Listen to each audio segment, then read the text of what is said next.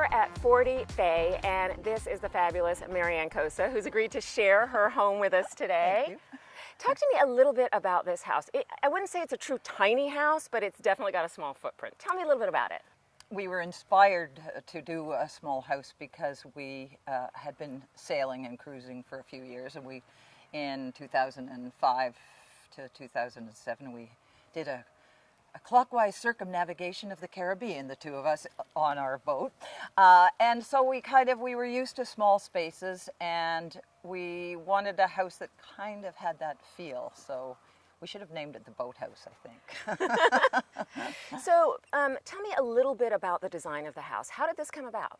Well, it's funny because Peter was looking at small houses, and the first thing he was thinking of was a container house. So he saw a version where there were two containers kind of side by side, and so we took that idea to our architect, Louis Mussington, and he then made a house. I said, no, I don't want containers because it'll feel like I'm living in a trailer.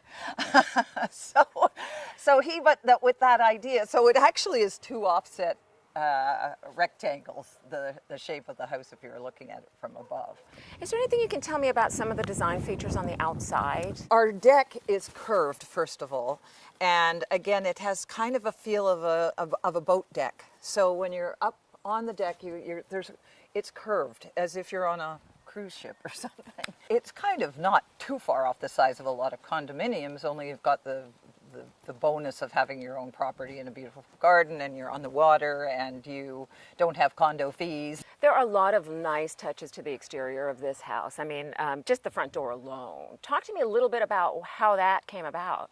Well, my husband has a thing for large size things, even though our house is very small. He loves large doors. So, and he had bought some lovely teak and mahogany, or I think the inside is mahogany. So he actually built the front door, and it's very tall, and as our back doors are also tall. So when you enter, you just have a feeling of space. Bedrooms, bathrooms, how big is it? Tell me a little bit about that. Basically a one-bedroom house with one nice bathroom, and there's a loft that has a sleeping area up there as well. It's an open loft. So talk to me a little bit about the kitchen space here.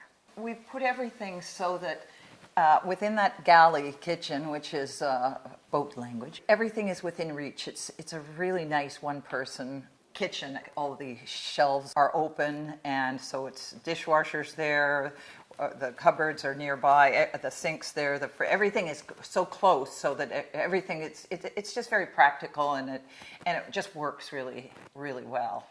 How important do you think it is to incorporate almost careful curation of bits and pieces into when you have a space like this? Well, that's a really nice concept. We just don't want too much stuff. We want to keep it simple. So I don't want pictures on every wall. Probably at our bedroom is where most of our paintings are. We want them detailed, but not too much. Not too much. It's just too easy to have too many tchotchkes around, and we just like a little bit more of a simple look. There are also some marine influences in the interior here. For example, talk to me a little bit about the staircase. So the staircase, they're interesting stairs. They're alternating tread stairs, which if you're trying to save space, you've got really two options. A circular staircase, which we both hate, and the alternating tread is interesting because there's one tread per step, so it can be quite narrow, and it's very steep, but not quite like a ladder. You know, sometimes you see ladder steps. It's much more comfortable than a ladder type stair.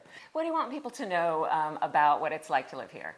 Well, I guess the main thing is it's such a relaxing space to be. We just love being here. We often rent out the house with Airbnb or VRBO, and our renters love it too.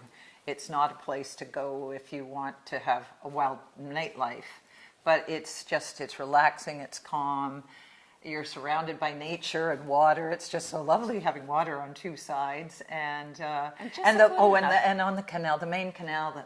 Certain times of the year, the the egrets just go by in flocks, and it's a real thrill. It really is. And we've got a little kayak, so it's easy to hop in the kayak and get it, and just either paddle around in the canals, or you're really close to North Sound.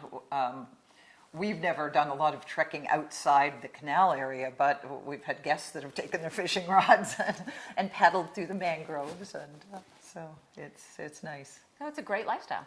It is. We love it here. We absolutely do.